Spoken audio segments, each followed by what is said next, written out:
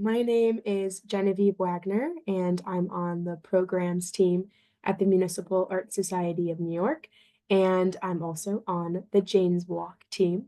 And I'm going to be sharing a brief info session, and then we're going to cut to Jess Joseph, an educator and Jane's Walk leader, who will be sharing some tips and insights into how to lead a great Jane's Walk. So without further ado, if you're unfamiliar with MAS, or the Municipal Art Society, we've been around since 1893, and we advocate for a more livable city through education, advocacy, research, and programming. Jane's Walk is really a great kind of culmination of all of the work that we do and all of the things that we believe in, since it's a time to come together and celebrate New York City life, culture, advocacy, history, and more. The festival started in Toronto in '06. It's named after activist and writer Jane Jacobs, who was known for fighting against Robert Moses when he wanted to build the Lower Manhattan Expressway through Greenwich Village, Little Italy, and other neighborhoods. And she also penned many books, including The Death and Life of Great American Cities. She really believed in the power of community voices when advocating for cities. And she spent the latter half of her life in Toronto. So when she passed away, her friends started Jane's Walk. The festival started in New York in 2011, and the Municipal Art Society hosts this chapter of the festival. But it also happens in over 200 cities around the world, which is pretty incredible. If you want to learn more about the other cities where the festival happens, you can go to the Jane's Walk Instagram. That's like the general global Jane's Walk Instagram. And you can see where it's happening. And it's really exciting because everyone comes together during the same weekend, this first weekend in May, to celebrate their cities and their neighborhoods and share stories. So I'm going to be sharing some information about just how to make your walk submission and how to come up with your idea. Later in April, we will also be doing some trainings, some virtual and in-person trainings, so that you can chat with us more about like how to actually like lead your walk. But today I'm going to share some information about how to, create your walk submission and think of what you even want to do. So think about a topic or an area of the city that really piques your interest. Maybe you're really passionate about architecture, about parks, or maybe you have a specific passion about a certain area in the city. So think about that. What really excites you? The walk can be about your neighborhood where you live, but it also can be about a part of the city that you're just really passionate about. I'll be going into different examples of the walk types that you can be leading. So we have a guided group walk, which is like any walking tour in person where there's a guide and a group. And then there's also virtual options as well, which I'll get into. A great way to start and get inspiration is to go to the past Jane's Walk pages on our website. So if you go to mas.org and then you search Jane's Walk NYC 2024, 2022, you can see past festival pages, and this will give you some inspiration about past walks, how people format, their walk, how they craft, a narrative and choose a title. So it's a great way to get some inspiration. And then you can also think about what theme your walk is going to be. You don't have to think too much about this. We ask that you choose a theme when you're filling out your submission form, but this is mainly to help those who are going to Jane's Walk so they can filter through certain themes when they're looking at our schedule. But yeah, you can choose a few themes if that is helpful to you as well. So a few examples of the different types of walks. So this is the most traditional one, the most common walk. This is what the festival started with, and it's an in-person guided group walk. So you are a leader, maybe you have a co-leader as well, and you're leading people around a neighborhood. This walk was led by a walk leader named Daniel last year, and Daniel really loves city history, in particular, Harlem history, and they also really love Colson Whitehead, the writer. So Daniel decided to do a Harlem history tour looking at 1959 to 1976, but through the lens of Colson Whitehead's books, in particular Crook Manifesto and Harlem Shuffle. So Daniel chose a few different locations around um, West Harlem, and these are locations that are featured in the books or locations that have a historical significance. Considering the time period that the books take place. And the leader took people throughout this neighborhood and would stop at certain locations that were featured in the book and then read an excerpt from the book. So it was a really creative walk, a really great way of celebrating history and telling history, but through sort of a unique lens, using the artwork of someone else. So a really fantastic walk from last year. This is an example of an in-person walk, but this is on demand, self-guided. So maybe you don't love public speaking or you don't have time to go and lead a walk in person. This is a way of making an in-person walk experience for people. So you can make a document, a PDF, you can make an audio recording that outlines a bunch of locations that people can take themselves to in a certain neighborhood or part of town, and they'll be guiding themselves through these locations. This one was led in Gowanus, and the walk leader had a PDF of a handful of locations that people could take themselves to in order, and they were encouraged to take photographs or make audio or video recordings and then send them to an email. And this is a way of creating this community-based archive of what Gowanus was looking and sounding like during the first weekend in May. So a very creative walk example. And if you have any questions about how to make a PDF, how to make a document, or a walk like this, the Jane's Walk team is always available to help. You can email us at janeswalknyc@mas.org. This is a virtual walk, very traditional, like a Zoom lecture. This walk type was created during COVID for Jane's Walk. So maybe you want to talk about a certain topic that spans multiple boroughs, or you want to talk about a handful of buildings that would be impossible to get to within 90 minutes or 2 hours. Doing a Zoom virtual live walk would be a great option.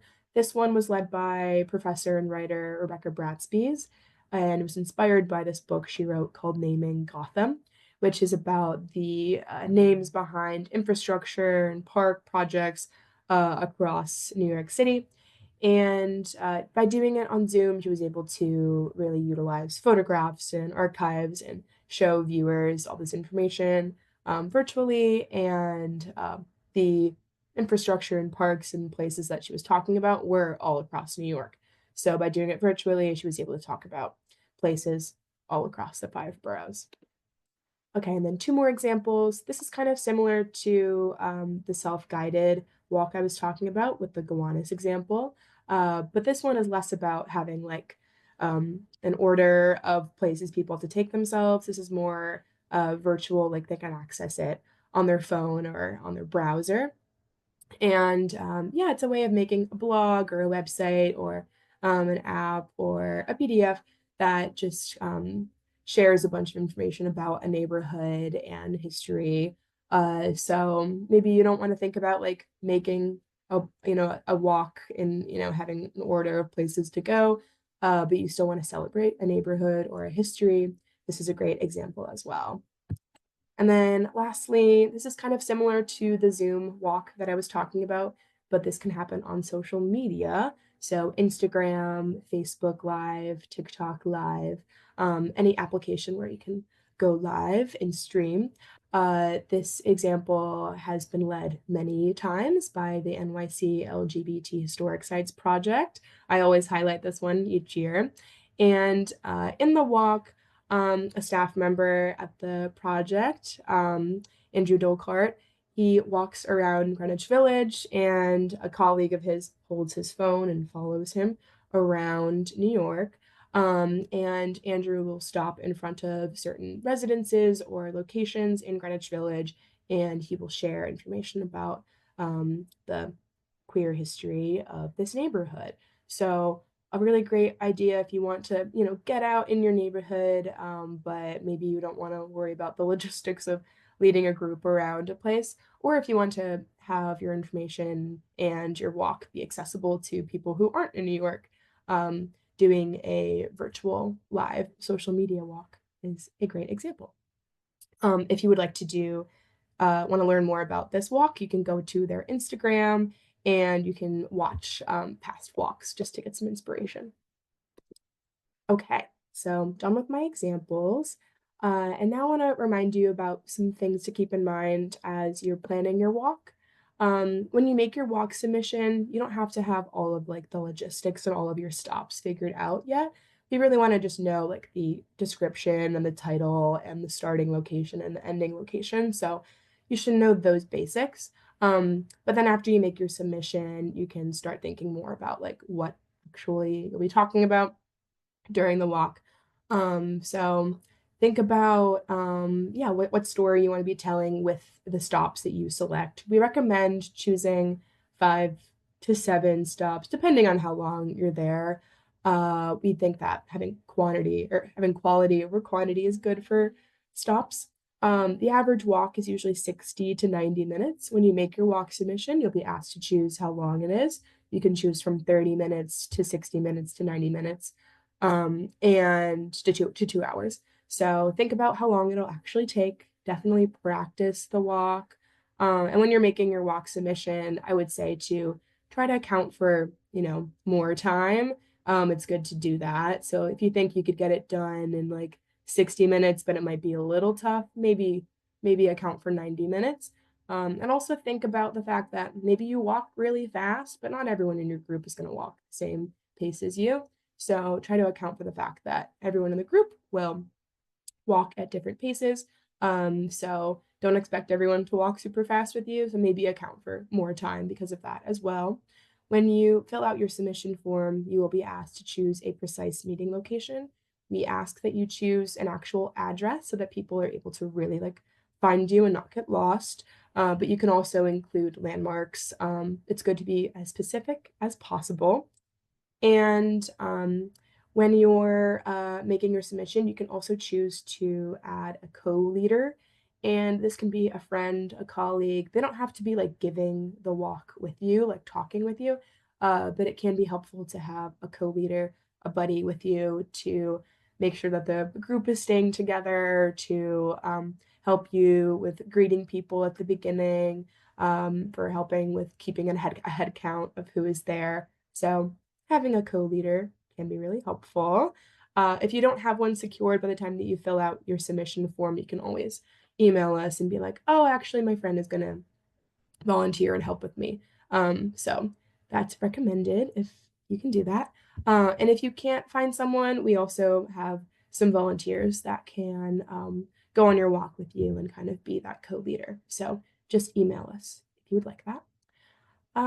Yeah, and practice your walk.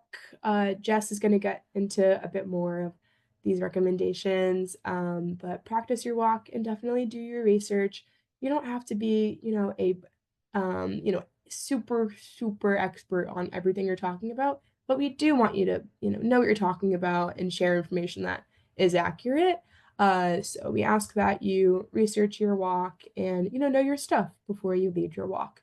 The people who come on these walks are very curious, might have a lot of questions, and we recommend that, yeah, you have a good handle on what you're talking about when you're leading your walk. But it really is all about, storytelling and sharing what you're passionate about. So if you're nervous about leading the walk and getting, sharing all of the information you want to share, just lean into the fact that, people want to hear what you're passionate about. And if you're passionate, people will be able to tell and will really, appreciate that. Once again, the deadline is March 31st, Monday, March 31st at midnight. You'll be asked to submit a title and a description. The description doesn't have to include like every single stop that you're going on. It's more so to give people an idea of like what will be explored, what will be talked about during the walk. And then when you're making your submission, you will be asked to select from a bunch of different times. We have set times to choose from so that people who are attending the festival can really fill their day and go on a lot of walks. Some people will go on walks from 9 a.m. until 9 p.m. So it's just helpful to have these set times to choose from so that people can really maximize. And we ask that you only choose dates and times that you will actually want to lead your walk. We accept pretty much all of the walks that are chosen, that are submitted.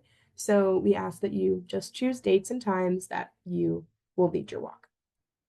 And then the schedule for the festival will be announced in early April, and we will be in the loop with everyone who has submitted, telling you, giving you more, insight into how to, prepare for the festival. But leading up to the festival, we will provide a head count so you know the number of people who have signed up for your walk. We will also give you flyers and texts that you can use if you want to spread the word about the festival and invite people to come. We will also be emailing, or we will be sending all of the walk leaders a packet that has a t-shirt, that has a fan, like a church fan, stickers, and other goodies, so that you have some things to prepare you and to have day of during the festival. And yeah, throughout the festival weekend, our team is available to provide any assistance. But really, throughout uh, April, we really want to be there for you and be able to answer any questions that you might have. So know that myself and my colleague Jen are always available to answer any questions and make you feel as prepared as possible. Just some other reminders and things to know about the festival. Jess will get into some of these recommendations about day of logistics. But yeah, some things to highlight. We encourage that you chat with the people who are at your walk. We encourage, conversation, get to know the people who are there. We recommend that you get to the meeting location a little early. Definitely take a head count. We don't require that you check everyone in, but we do ask that you take a head count at the beginning of the walk so that you can keep an eye on who is there. Make sure that you speak up and stay visible. And don't be afraid if, you're talking a little loud. I think it's always good to talk louder rather than quieter. And yeah, Jess will get into some more advice. She's a very experienced walk leader and educator, so she'll have some great tips for you. All right, promotion. We'll make sure that you have information so that you can promote the festival on social media, but you can go to our accounts if you want to follow us and keep up to date with stuff about the festival, or if you want to repost any of our posts about Jane's Walk. And here are some other resources that are there for you. These are on our website, and there's an FAQ document and then a training guide, which is most of the information that I'm sharing today, but in a written form. And yeah, once again, a reminder that submissions are being accepted through Monday, March 31st.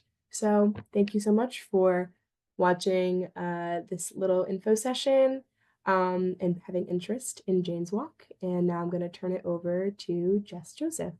Thanks. Super excited about Jane's Walk and excited for us to talk about it. As Genevieve mentioned, my name is Jess. I'm a former educator. I used to be a history teacher, and then I was middle school principal, so I used to teach teachers how to teach.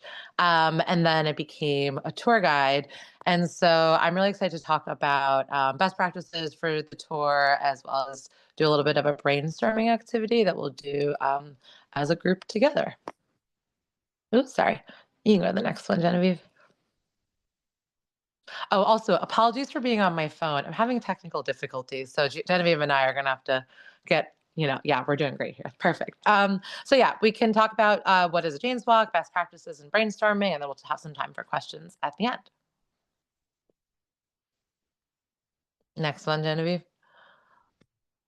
Oh, perfect. Yep. You can keep going. Yep. So Jane Jacobs is a writer, urbanist, and activist. And she was, of course, someone who championed a community based approach to city building. And that involved people being, of course, involved in cities. Genevieve, can you press until the end of the slide? So sorry. This is something where I would normally do it. And No so thank you for problem. your help.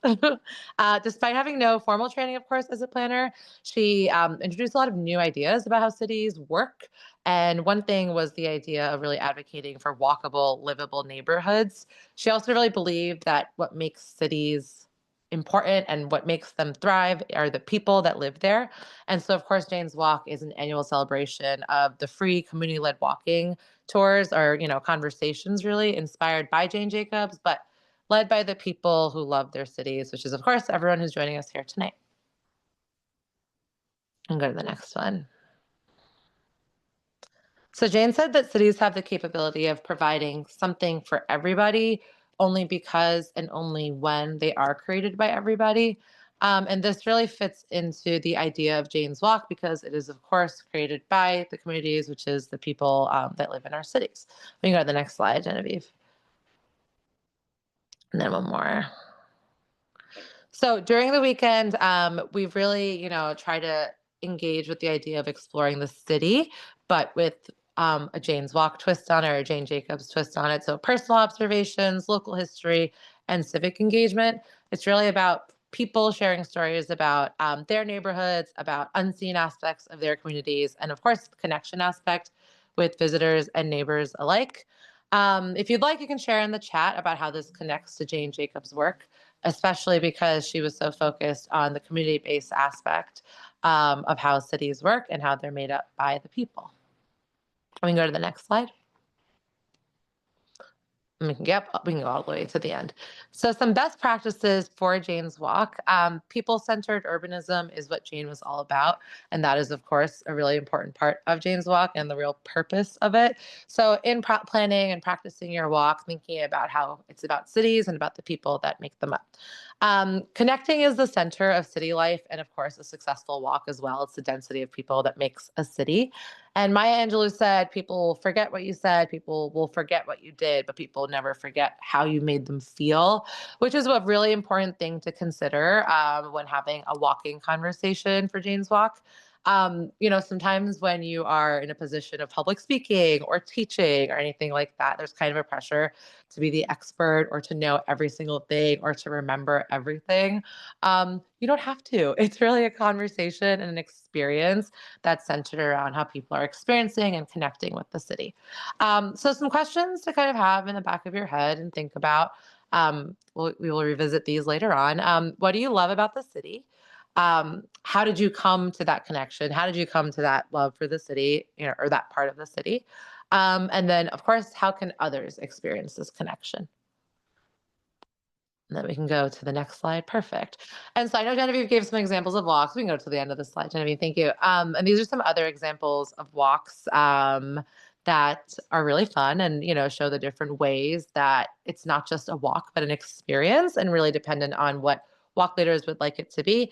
So getting outside and leading a walk through a local park or a green space, hosting a writing workshop based on a favorite neighborhood, taking folks on an art history tour, using some public murals. Some folks from last year or years before had some interesting walks. One was a public restroom tour of a fully automated public toilets throughout the city, and it covered plans to improve bathroom access. Another one was a 9-minute walk that participants could do anywhere they wanted. It was a multisensory and meditative experience that encouraged listeners to really embrace detour instead of destination. And then there was a death walk, which really had no talking at all. It was wandering silently through a cemetery with the other Jane's Walk participants for that one. So, as you can see, these are all different examples of walks and experiences. And what really matters is that your authentic love for the walk topic is shown because that is what people walk away with. That's the feeling that they're going to walk away with. Um, of course, in combination with some basic logistics of talking and walking that we will get to in a second. In the meantime, you can share in the chat if any of these walks resonated with you or if any of them you found particularly exciting. We can go to the next one. So we're going to review some best practices for walking tour logistics around some big principles. And so, we'll just go through some of them. As we do, think about some questions that these might inspire, because it's really helpful to work those out with us, and think about maybe envisioning what your walk might look like. So, of course, simplicity is a really good thing to think about for not only walking tours, but probably life in general, and applying that concept to your theme. If you have a simple theme, something that you can just come back to, it's easy to like speak on it, of course. Back to the route, we suggest, of course, 5 to 7 stops, or just keeping it simple in a way that makes sense for you. And also in terms of activities, I remember like one of my tours that we were doing, we tried to do like a bingo, which had way too many different aspects involved. Figured it out at a later time, but the first time it really could have been simplified. So, really keeping simplicity forefront. Of course, in any sort of experience, especially walking tour experience, communication, being really clear, not only in terms of information or directions, but literally in terms of speaking, thinking about enunciating, making sure you're projecting, being mindful of where you are positioning and the logistics around walking and talking. We don't encourage walking and talking at the same time, because I don't know how athletic everyone is or how much awareness everyone has, but it's a lot to do all at once, and a lot for like the people experiencing your walk to also have to deal with. So in planning your walk, it's important to think about some stopping points where you can comfortably have the people on your walk stand away from traffic in a safe area, and that you can like speak really loudly, and be able to connect with them in that way. So volume, positioning while walking, all that's important. Um, Engagement. It's important to be engaging. People like, want to like be excited, interested about what you're talking about. But that engagement can, of course, look very, very, very different, just as the walks looked very, very, very different based upon who you are, what your personality is, and what you're excited about. So, some general things to plan around that can help with engagement, interaction, questions throughout the walk, or an icebreaker maybe in the beginning when a bunch of people are coming there and you're kind of like checking who's there and like have a lot going on. Have them talk to each other. That creates camaraderie also, which is helpful during your walk, because they're also going to talk to each other during your walk. It's an experience that everyone is sharing. In terms of the experience, considering how you can have people experience what you want to talk about outside of just talking about it. One of the tours I do is a neighborhood in Crown Heights that, of course, has both Jewish history as well as Black and Caribbean history. And so we visit bakeries for both of those cultures, which is a cool experience and just like kind of highlights that. So it doesn't have to be, that involved. It can be as simple as like picking a specific place to stand and take things in with your 5 senses to really like, be present with the space. And then questions. Questions are something I mentioned about with interaction. Also, something to think about just in terms of if you want to sometimes have like time to think for a second, if you want time to pause, some general questions to have in your back pocket to like help facilitate that. And then some walking logistics, of course, really important to plan the route, know where you're going, keep it simple, have those 5 to 7 stops, and walk the route beforehand so that you know how it feels, how it sounds, some things that might be happening. Maybe there's like construction happening, or at the same time every week, a leaf blower goes by. I don't know, it could be anything, but just making sure you're kind of walking that route so you know what's happening. I think we'll pause here, Genevieve, and maybe take like 2 minutes for any questions folks might have about Yeah. logistics. Cool. Mhm. And I think you guys can drop the questions in the chat and maybe we'll read them out loud because we can all see from here. Yeah. Yeah. And maybe people don't have questions, which is totally fine. But we'll give a minute here. Definitely. Yeah. Okay, cool. We can move on, and then of course, if there are questions, we can ask them later on as well. Yeah, and if anything comes up, after, I'm gonna put the email in chat so you guys can email us. Oh, wait, Perfect. okay, looks like, oh, Fanny had a question. Can you lead? Yeah, okay, so, I'll answer this one. Yeah. Jess, yeah, so when you're filling out your submission form, you'll be asked to choose what theme the walk is. I wouldn't worry too much about this. This is mainly for, people who are engaging with, like, the walk schedule once the schedule is announced, which will be, like, the 2nd week of April, and people can, like, filter through all of the walks using, these 5 themes that we have, like arts and culture, food, etc. So, yeah, when you're filling out the submission form, you can choose as many themes as you want, but I'd recommend to choose, like, 1 to 3, um, so you aren't choosing too many, but yes, you can choose more than 1. Great. Okay. Anything else? If not, Jess, you can great. Yeah, we'll move Okay. on. Dana Uh, had a question. Is there a way I'll answer? Actually, can I answer this one, Genevieve? yeah, Because I please feel like do. this Yeah, go came ahead. up. Yeah. Yeah. So Dana's question was there a way to make sure your walk is different from others being offered? We had this question come up in our last info session too. And I think it's important to remember that like the walk star is different as people are. So there's definitely some themes that come up every year. I know you mentioned um the triangle shirtwaist factory or some other like general themes that come up. But it is Yeah. really different in experience based on the person. So I would say that's not something to worry about too much because it's so unique based on the person. Would you say anything else for that? Yeah, I mean, I agree. Occasionally someone this is like kind of rare, but sometimes like two people will submit a walk that starts at the same time at the same location. And yeah, I guess it's like good to avoid that, but we will like make sure that we're aware of that. And so I wouldn't worry about like making yours too different. And if a situation like that happens, then we'll like contact both walk leaders and be like, "Hey, like your walk start at the same time at the same location. Maybe someone will, like, move their meeting location a little bit to a different location, just to, like, limit confusion, but, yeah, I wouldn't worry too much about it. I agree with what Jess said. Yeah, Cool. You can go to the next slide. cool. I also just need to show everyone that my cat just crawled onto my lap. Aw. Sorry. Keep going. That's so sweet. She's a star. So we're going to move into the brainstorming portion, and these are some things to think about. Maybe if you like, want to take notes, that can be helpful. These are Yeah. the questions we talked about before that really focused around connecting and experiencing the city. So some questions are: what do you love about the city? How did you come to that connection, and how can others experience that connection? So think about that for like 10 seconds, and then we'll continue thinking and talking about it. We can move on to the next slide. Okay.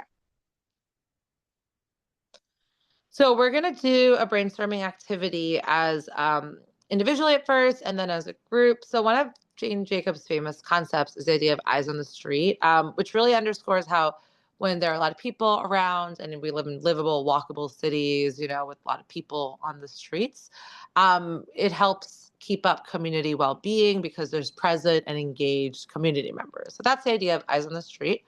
And so we kind of want to expand from that into all 5 senses and think about, using your 5 senses. Note what stands out about your walk topic. So if you have a piece of paper, you want to like jot on your phone, take a minute to just be really present with your 5 senses and note what stands out about your walk topic and use the questions we talked about to guide you. What do you love about the city? How did you come to that connection? And how can others experience that connection? And then in about 2 minutes, we'll share out either in the chat or out loud. And so that would be around 6:41, 6:42. And what time do we have until, Genevieve, if you could remind me? It's until, like, 6:45, but we can push it to 6:50. Okay. I appreciate y'all I being here. Yeah. I think Um, we'll try to keep it till 6:45 maybe, yeah, but yeah, I'll that try. sounds Thank good. you. Cool. So yeah, just think about what stands out about your walk topic using your 5 senses and the questions about what you love about the city and how you came to that connection.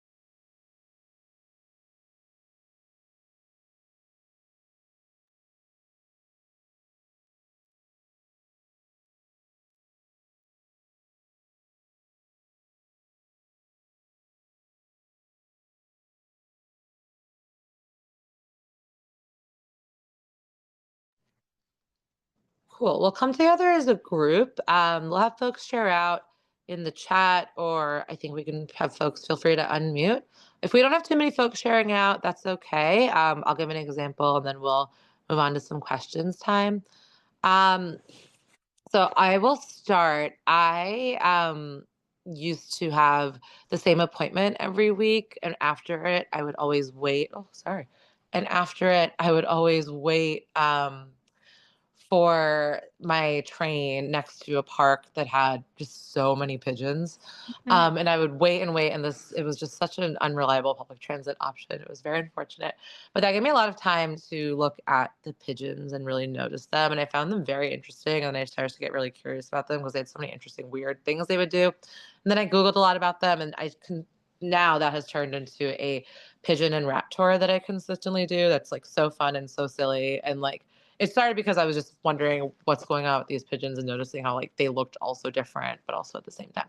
So that's like one example of something that can like help just being really present. Genevieve, do you have any examples or any other like walk examples you could share? Right. Yeah, I'm trying to think. Well, there's this one walk that I've every year I'm like, "Oh, I need to lead this," and I haven't led a walk before, and I'm hoping to lead it this year. Nice. And it's called the Oregon Trail. I'm sure I've mentioned it before. People are like, maybe like, I know about that. But it's basically used to work in Midtown. Our office used to be in Midtown, really close to Radio City and St. Patrick's Cathedral and a bunch of spaces that have really great organs, because Radio City has, like, the Wurlitzer that they're known for, and I would always do a walk, around Midtown, like, around, like, lunchtime or after lunch, and I love these buildings, and that idea popped up, kinda just, yeah, on my, like, daily walk around the office, so I think, yeah, Jess and I are both, like, kind of sharing examples of just, like, things that kinda come up in your everyday, like, maybe you don't even need to, like, go out and seek these things, they might just, like, kind of happen, you know? The mundane things can be, a really great inspiration for a walk. Yeah. Definitely. Yeah, so those are two examples. And so using that to think about for yourself some ways to make your walks interactive and really grounded in people's experiences. Then we can move on to the next slide. Mhm. So we did do some share outs, and so I think we have 2 minutes left for questions. Oh, I see Jenny sharing out.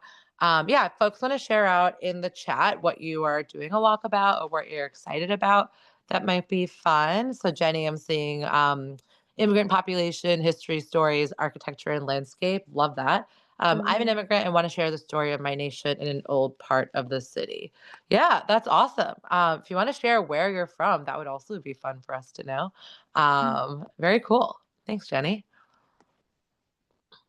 And if anyone has issues with unmuting, you can always raise your hand and I can unmute for you. Yeah, Let me know. Yeah. British. Oh, love that. Right British. across the pond. Thanks. Fun. Yeah. Love it.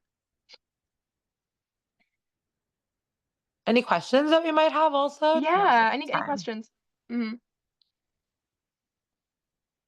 And yeah, that email, which I'll put in the chat once more, if you want to like brainstorm with myself or with Jen, the email, or like hop on a call, we are always happy to do that. So maybe you're at the beginning of thinking about what your walk might be, definitely reach out to us and we can help you like flesh out your idea.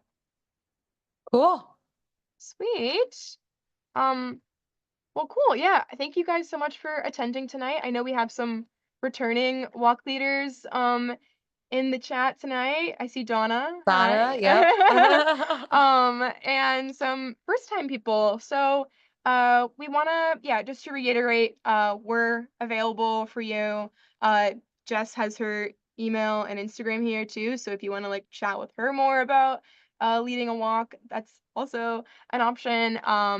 But yeah, we want to make sure you guys feel prepared to submit your walk and lead your walk. So, yeah, and really thank you so much for having interest in this festival.